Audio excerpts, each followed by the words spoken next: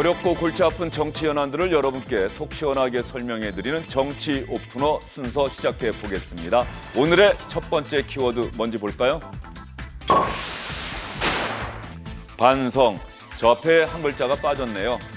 한마디가. 저부터 반성하겠습니다. 김혜영 민주당 최고위원이 오늘 아침 회의 때 한 이야기입니다. 우리 국회에서는 진영 대결만 남아있는데 그 진영 대결의 밑바탕에는 우리가 절대선이라고 하는 인식이 깔려있는 것 같다. 내가 옳다고 하고 상대방의 말은 전혀 들으려 하지 않고 있다. 바로 이게 우리 정치의 문제다라고 지적을 했습니다. 김혜영 최고위원이 한 이야기가 자유한국당을 비롯한 보수 야당을 겨냥해서 한 이야기일까요? 아니면 민주당, 자신이 몸담고 있는 여당을 겨냥해서 한 얘기일까요? 잠시 뒤에 여러분께 설명해 드리겠습니다. 두 번째 키워드입니다. 무당층, 특정 정당을 지지하지 않는 사람들을 이야기하는 거겠죠.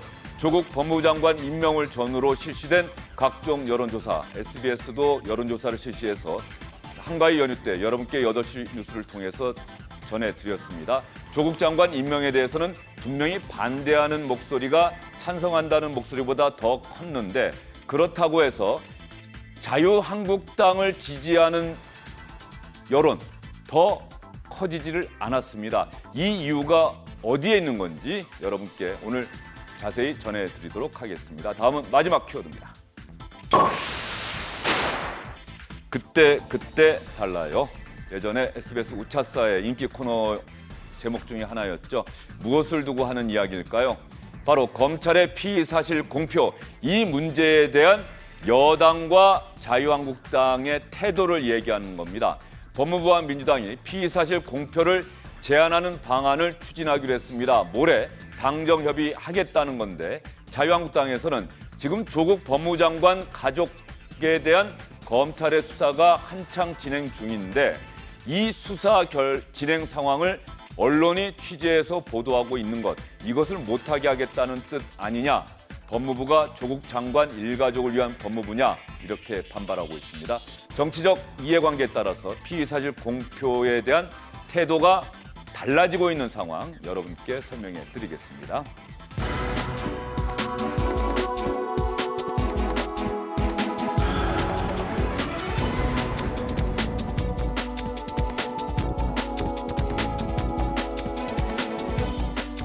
그러면 정치 오프너 오늘은 민주당 김혜영 최고위원의 이야기로 시작을 해야 될 것 같습니다. 오늘 아침 회의 때 김혜영 최고위원이 어떤 논리로 자신의 생각을 이야기했는지 살펴보겠습니다. 민심의 행간의 의미는 먹고 살기 힘든데 제발 진영 논리로 싸우지 마라는 말씀일 것입니다.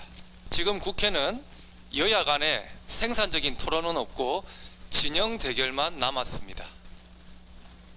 그 밑바탕에는 이러한 인식이 깔려 있는 것 같습니다.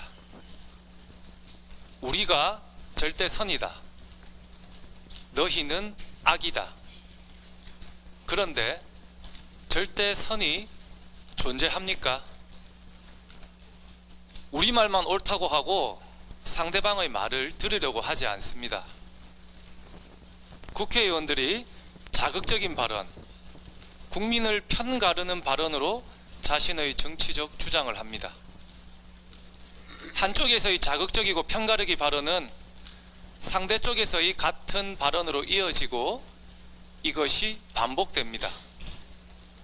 그 결과 합리적 토론과 설득의 과정은 사라지고 국회의 대국민 신뢰도는 떨어져만 갑니다. 우리가 절대선이다. 너희는 악이다. 그런데 절대선이라는 게 과연 존재합니까? 김혜영 최고위원은 이렇게 반문하고 있네요. 윤태권 더모아 정치분석실장, 장성철 공감과 논쟁 정책센터 소장, SBS 원일이 논설위원 나와 있습니다. 어서 오십시오. 맞습니다.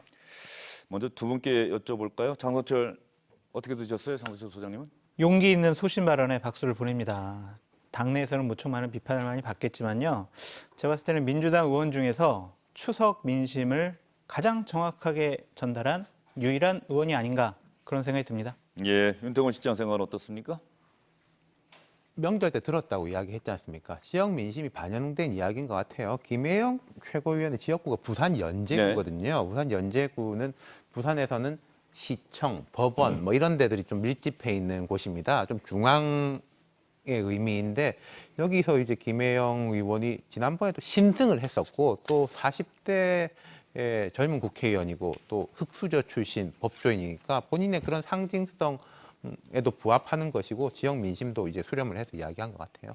김혜영 최고위원이 지난 총선 때 지역구에서는 최연소 당선인이었다 이런 얘기가 있더라고요. 당시에 만 39살이었고 민주당이 전통적으로 약세를 보였던 부산에서 지역구에서 당선됐다. 그 자체로 상당히 큰 화제가 됐고 고등학교 때는 꼴찌를 도맡아 했었는데 석 달 공부해서 부산대법대를 합격을 했고 또 고시를 공부하기로 마음먹었는데 또 아버님께서 갑자기 암에 걸리셔서 그 지장을 받았고 뭐 어쨌든 이런 우여곡절 끝에 사법시험에 합격을 해서 변호사가 됐다. 김혜영 최고위원이 오늘 최고위원 회의에서 이런 이야기를 했는데 말이죠. 절대선이라는 게 과연 존재합니까? 그러면서 저부터 반성한다는 이야기, 이 부분에 대한 이야기도 한번 들어보도록 하겠습니다.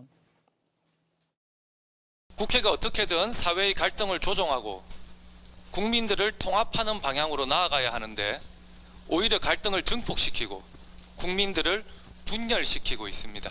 프레임을 설정하는 목적이 우리 사회 공동체의 더 나은 발전 방향에 대한 진지한 성찰과 이를 이루기 위한 수단이라기보다는 우리가 절대선이라는 전제 하에 특정 정당이나 특정 정치 세력의 이익을 도모하기 위한 경우가 많아 보입니다. 국회가 이래서야 되겠습니까? 저부터 반성하겠습니다. 김혜영 최고위원이 맨 마지막에 국회가 이래서야 되겠습니까? 저부터 반성하겠습니다. 그런데 이 이야기는 민주당을 향해서 외치는 걸까요? 자유한국당을 비롯한 다른 정당들을 향해서 외치는 걸까요? 원희룡 위원 생각은 어떻습니까? 주어를 국회가 이래서야 되겠습니까? 그랬지 민주당이 이래서 되겠습니까? 라고 얘기를 안 한 걸로 미뤄서 뭐 양비론으로 가야 된다고 봐야 되겠죠. 다만 중요한 것은 저 말을 한 자리 자체가 이해찬 대표 면전이었기 때문에 그것도 그냥 애들립으로 한 얘기가 아니라 써와서 읽지 않았습니까? 이해찬 대표가 지금 나 들으라고 하는 소리랍니까? 라고 반문한 걸로 아닌 걸로 봐서 다 미루어 짐작컨대 우리 모두라고 표현을 했지만 민주당이 민주당만을 절대선으로 규정하고 다른 야당들을 악으로 규정하는 이런 상황으로서는 안 되겠습니다는 지역의 민심을 전했다고는 봐야 되겠죠. 다만 면전이고 또 본인이 몸담고 있는 당의 입장이라는 게 있기 때문에 대놓고 우리라고 표현을 하지 않았습니다만은 전반적으로 양비론식으로 국회가 이래서야 되겠습니까라는 애들론 표현으로 좀 했다고 해석을 하고 있습니다. 예, 뭐 양비론이라고 하더라도 어쨌든 자신이 몸담고 있는 민주당을 겨냥해서도 이런 이야기를 한 것이다라고 충분히 볼 수가 있는데 조국 장관 임명 전후를 한번 돌아보면 말이죠. 우리 정치권에서 또 정치권에 관심이 많은 그런 분들 사이에서 이른바 진영 논리, 진영 대결이라는 말이 참 많이 나오지 않았습니까? 네. 조국 장관 임명을 지지하는 분들과 반대하는 분들 이 사이에서 이른바 진영 대결이 상당히 거칠어졌고 나랑 같은 생각이 아닌 사람들을 향해서는 거친 목소리를 비판을 했고 여기에는 뭐 여당 지지자들이나 야당 지지자들이나 서로 크게 다르지 않은 그런 모습을 보였다 이런 생각이 드는데 이런 말이 있죠. 세간에 그 망국적인 지역 감정은 보수 우파가 조장을 했고 더 망국적인 진영 감정은 진보 좌파가 조장을 하고 있다. 이런 진영 논리가 사실은 문재인 정권 들어서서 더욱더 많이 노골화되고 더 심해졌어요. 그것은 이제 전임 정권에 대한 국정농단에 대한 조사 그리고 적폐 세력으로 몰면서 보수 우파는 여기선 존재하면 안 된다라는 식으로 완전히 공격을 했거든요. 그렇기 때문에 야당 같은 경우도 살기 위해서 더욱더 험한 말을 할 수밖에 없었고요. 그래서 이 부분은 집권 여당이 먼저 조장을 했고 집권 여당이 좀 더 넉넉한 마음을 갖고 국정 운영을 했으면은 이러한 비극적인 사태가 벌어지지 않았을 것 같다. 그런 생각이 듭니다. 예, 어쨌든 간에 여당에서 말이죠. 조국 법무부 장관 과연 장관에 임명될 수 있느냐 상당히 중요한 고비 때 민주당 안에서 적격이다라고 하는 의견을 청와대에 전달했다는 것 아니겠습니까? 그 시점을 돌아보면 민주당 안에서 다른 목소리가 거의 나오지 않았어요. 그런 상황이라고 한다면은 김혜영 최고위원의 오늘 이야기는 본인의 소신 발언이기도 하지만 상당히 용기를 낸 발언이다. 또 이렇게 볼 수도 있을 것 같은데. 그렇죠. 뭐 김혜영 최고위원은 오늘 한 번 말한 게 아니라 그 앞에도 이렇게 이야기가 있었고 다른 이제 소장파 민주당은 보면은 최근에 소장파라고 불릴 만한 그런 흐름이 약간씩 형성되는 느낌이 있어요. 김혜영 최고위원뿐만 아니라 역시 40대 이제 박용진 의원도 초선 의원이고 또 50대 초반이면은 금태섭 의원 같은 네. 경우에도 좀 괴를 같이 하는 이야기들이 나오고 있는 거죠. 김혜영, 박용진, 금태섭 세 명의 정치인을 지금 윤태곤 실장께서 언급해 주셨는데 금태섭 의원 조국 법무장관이 서울대 로스쿨 교수 출신 아닙니까? 지금 휴직 상태인데 조국 교수가 지도교수로 조국 교수를 만났었던 금태섭 의원이 인사청문회 때 다른 민주당 의원들과 다른 이야기를 해서 상당히 화제가 됐었죠. 당시 했던 얘기 한번 들어보도록 하겠습니다. 사람이 이걸 묻는데 저걸 답변하면 화가 납니다. 그건 묻는 사람을 바보 취급하는 겁니다. 후보자는 학벌이나 출신과 달리 진보적인 삶을 살아왔다는 이유로 비판받는 것이 아닙니다. 말과 행동이 전혀 다른 언행불일치 때문입니다. 언행불일치 그리고 젊은이들의 정당한 분노에 대해서 동문서답식의 답변을 한 거에 대해서 동문서답식의 답변을 해서 상처를 깊게 한 것에 대해서 진심으로 사과할 생각은 없으신지요? 예, 있습니다. 예, 연장선상에서 묻겠습니다. 이중 기준의 문제입니다. 우리 편을 대할 때와 남의 편을 대할 때 기준이 다르고 따라서 편가르기를 했다는 점에 있습니다. 물론 이것도 불법은 아닙니다. 그러나 어느 편이냐에 따라서 잣대가 달라졌다는 것은 공정함을 생명으로 해야 하는 법무부 장관 후보자로서 큰 흠이 될 수도 있다고 생각을 합니다. 이러한 비판에 대해서 후보자는 어떤 입장이십니까? 그 비판의 취지 충분히 이해를 하고 제가 성찰하고 있습니다. 금태섭 의원이 당시 이렇게 질문하고 난 다음에 조국 장관을 지지하는 분들로 추정되는 분들의 문자를 정말 많이 받았다. 이른바 문자 폭탄이 있었다. 이런 기사도 나왔었죠? 본인 의원? 많이 나왔고 실제로 예. 많이 나왔죠. 예. 뭐 금태섭 의원뿐만 아니라 박용진 의원은 그 이른바 문 지지층들로부터의 문자 폭탄이 이 정도로 강하고 내가 맷집이 이렇게 강한데도 참 견디기 어렵다라고 하소연을 할 정도였죠. 어찌됐든 3X맨이라는 거 아니겠어요? 금태섭 의원. 뭐 좀 따끔하긴 했지만 그렇게 뭐 아팠던 것 같지는 않고 사과할 용의가 있습니까? 네, 사과드립니다. 잘못된 거 아닙니까? 아이고, 예, 성찰하고 있습니다. 뭐 이런 약속 대련식의 질문과 답변을 주고받기는 했습니다만은 어찌됐든 당의 전체적인 목소리, 조국 절대사수라는 이 명령에서는 좀 약간 비껴난 듯 다른 결을 질문을 했던 금태섭 의원 상당한 비판을 많이 받았고 지금도 계속 받고 있다라고 하소연을 하고는 있습니다. 어떤 면에서 보면 이거는 꼭 민주당만의 문제는 아닙니다. 자유한국당 등 다른 정당에서도 과연 이런 분위기가 있는 것인지 당의 전체적인 입장과 다른 목소리를 내는 의원들을 그 소신 발언을 존중해주는 그런 분위기가 과연 있는 것인지 일단 민주당 이야기를 하고 있으니까 한 명 더 이야기를 할게요. 그런데 박용진 의원의 경우에는 유시민 노무현재단 이사장과 관련한 언급이 있다 보니까 유시민 이사장의 반응까지 나와 있습니다. 검찰 압수수색에 대한 총평은 충정은 이하나 심한 오보였다 이렇게 봅니다라고 유시민 이사장이 모르겠습니다. 다른 지상파 방송사에 출연을 했던 적은 있군요. KBS2에 한번 나왔던 것은 제가 본 기억이 나고 어쨌든 뉴스 프로그램에는 잘 나가진 않는데 김어준의 뉴스공장은 자주 인터뷰를 하네요. 또 본인이 직접 유튜브 방송도 하고요. 이렇게 이야기하니까 박용진 의원이 종편에 나가서 채널 A에 나갔네요. 편 들어주는 건 고맙게 생각하지만 오버하지 말아야 한다. 이렇게 유시민 이사장을 비판하는 발언을 했습니다. 다른 목소리를 내는 국회의원이 있다는 것은 민주당이 괜찮은 정당이라는 것이다. 그러나 그분들만 소신이 있는 건지는 잘 모르겠습니다. 김어준의 뉴스공장이 아니고 또 김어준의 다스베이다라고 하는 방송에서 또 이런 이야기를 했군요. 박용진 의원이 똑같은 프로에 출연해서 티격태격하고 싶은 생각은 없다. 이미지를 생각했으면 조국 장관에 대해 쓴소리할 필요도 없었다. 박용진 의원은 유시민 이사장의 어떤 비판성 발언에도 자신의 소신을 굽힐 생각은 전혀 없다. 이런 태도를 보이고 있는데